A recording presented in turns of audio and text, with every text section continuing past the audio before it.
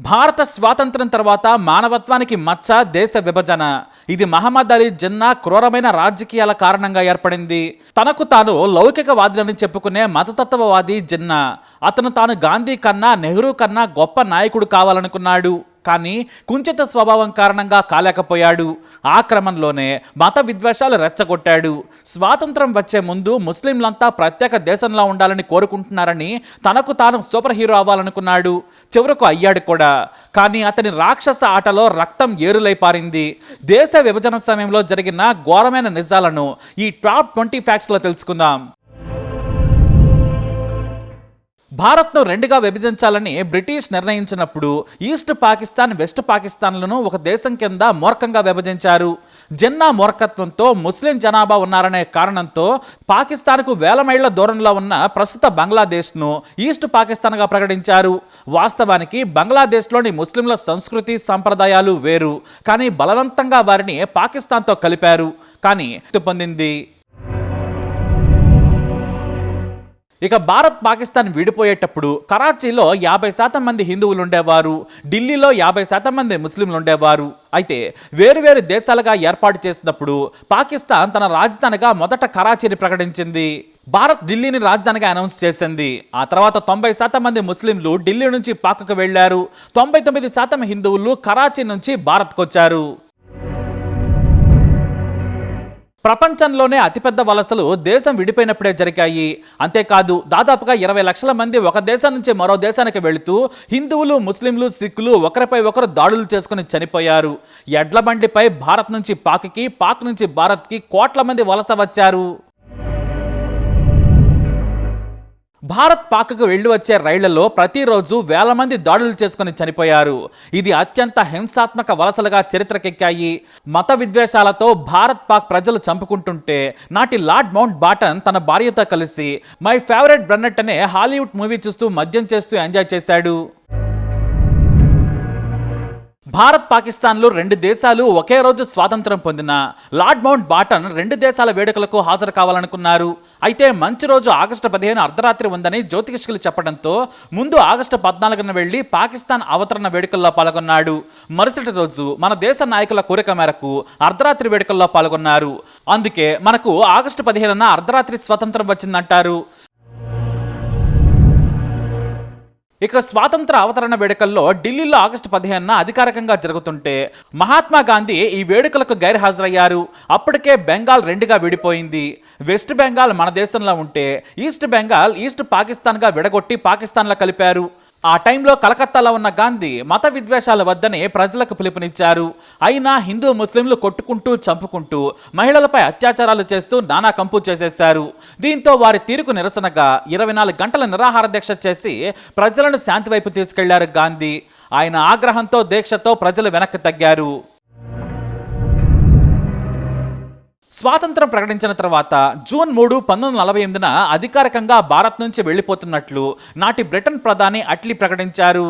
చెప్పినట్టుగానే ఒక నిమిషం కూడా ఆ దేశంలో ఉండమని చెప్పి వెళ్లిపోయారు. స్వాతంత్రం వచ్చే నాటికి ఏ దేశంలో కలవాలో జమ్మూ కాశ్మీర్ ఇంకా నిర్ణయించుకోలేదు.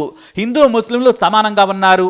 కానీ పాకిస్తాన్ దూకుడుగా ఆక్రమించుకునేందుకు సైన్యంతో దాడి మొదలు పెట్టడంతో జమ్మూ కాశ్మీర్ రాజు తాము విశాల లౌకిక భారత్లో కలుస్తామని నెహ్రూకు చెప్పారు. దీంతో మన సైన్యం పాకిస్తాన్ సేనను తరిమేసింది. ఇక స్వాతంత్రం వచ్చి ఏడాది గడిచిన వలసలు పెరుగుతూనే ఉండడంతో ఢిల్లీలో 1,00,000 మంది కోసం నాటి ప్రధాని నెహ్రూ కింగ్స్వే పునరావాస కేంద్రం ఏర్పాటు చేశారు. కానీ సంఖ్య 3 లక్షల మందికి చేరడంతో వారికి భోజనం, నీటి సదుపాయం ఏర్పాటు చేయడం ఇబ్బందిగా మారింది.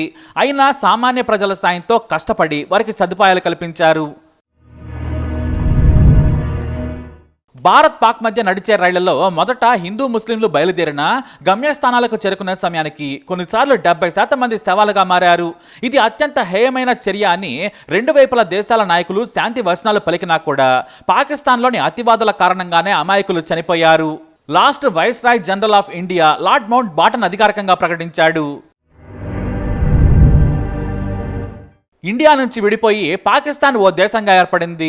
అద్భుతమైన వనరులున్న మంచి భూములు లాక్కున్నారు. కానీ వారికి పాలన చేత కాలేదు.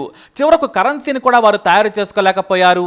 1948 చివరి నాటికి కూడా భారత కరెన్సీని ఆ దేశ ప్రజలు వాడారు. కానీ ప్రతి నోటిపై పాకిస్తాన్ ముద్ర వేసుకొని చలామణి చేశారు. ఆ తర్వాత పాకిస్తాన్ సొంతంగా కరెన్సీని తయారు చేసి జనంలోకి తీసుకెళ్లినా జనం దాన్ని నకిలీదిగా భావించేవారు. ఆ తర్వాత కూడా 3 ఏళ్ల వరకు భారత కరెన్సీకే విలువుంది. ఆ తర్వాత కానీ భారత కరెన్సీపై నిషేధం విధించడంతో అక్కడి జనం వారి కరెన్సీని వాడటం మొదలు పెట్టారు. దేశం విడిపోయిన సమయంలో భారీగా బ్రిటిష్ సైన్యం దేశంలో ఉంది. కానీ జనం మతాల వారీగా విడిపోయి ఆవేశంతో ఒకరిని ఒకరు చంపుకోవటం, ఆస్తుల ధ్వంసం, మహిళలపై అత్యాచారాలు జరుగుతున్నా కూడా పట్టించుకోలేదు. కేవలం బ్రిటన్ ప్రజలను మాత్రమే కాపాడాలని బ్రిటన్ ప్రధాని అట్లీ చెప్పడంతో వాళ్ళంతా గదుల్లో తింటూ ఎంజాయ్ చేశారు. జిన్నా ఏ కుట్రతో మత విద్వేషాలతో రెచ్చగొట్టాడో తాను అనుకున్నది సాధించాడు. ఆ దేశంలో గొప్ప నాయకుడిగా ఎదిగాడు. ఇప్పటికీ ఆయన్ను దేవుడితో సమానంగా చూస్తారు పాకిస్తాన్ ప్రజలు. కానీ పాకిస్తాన్కి చరిత్ర లేదు. ఆ దేశ చరిత్ర చదువుకోవాలంటే భారత్ గురించే చదువుకోవాలి. భారత్లోనే పాకిస్తాన్ చరిత్ర ఉందంటారు చరిత్రకారులు. భారత ఆర్థిక వ్యవస్థ 27 రెట్లు పాకిస్తాన్ కంటే అధికంగా ఉండేది. కుల మత ప్రాంతాలకు అతీతంగా విలువలు, ప్రజాస్వామ్యం, స్వేచ్ఛ, మానవ హక్కుల కోసం మన దేశం పోరాడితే కేవలం పాకిస్తాన్ మాత్రం మతం ఆధారంగానే అభివృద్ధి అంటూ పునాదులు వేసుకుంది. అదే ఆ దేశం పాలిట శత్రువుగా మారిందంటారు చరిత్రకారులు. రెండవ ప్రపంచ యుద్ధం ముగిసిన తర్వాత తన వనరులన్నీ కోల్పోయిన బ్రిటన్ మన దేశాన్ని పాలించే సత్తా లేకుండా దిగజారింది. విశాలమైన దేశం కావడంతో ఇక భయంతో దేశాన్ని పాలించలేమనుకుంది. పైగా లక్షల మంది రెండవ ప్రపంచ యుద్ధంలో భారతదేశం నుంచి పాల్గొన్నారు. వాళ్లంతా తిరిగి దాడి చేస్తే తాము బ్రతకలేమనే భయంతో పారిపోయిందనేది నిజమంటారు కొంతమంది హిస్టోరియన్స్. మహమ్మద్ అలీ జిన్నా, మహాత్మా గాంధీలు ఇద్దరు గుజరాతీలే. మొదట ఇద్దరు చాలా మంచి స్నేహితులు. విదేశాల్లో లాయర్లుగా పనిచేసి ఆంగ్లంపై పట్టు సంపాదించారు. ఆ విద్య కారణంగానే ఉద్యమంలో మంచి పేరు తెచ్చుకున్నారు.